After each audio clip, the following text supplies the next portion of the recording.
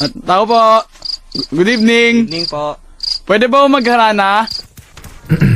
1, 2, 3. Habang tumutunog ang gitara sa akin, makinig ka sana. Dumungaw ka sa bintana na parang isang harana. Sa awit na aking sinulat ko kagabi. Huwag sanang magmadali at huwag kang magkatubig. Dahil kahit na wala akong pera,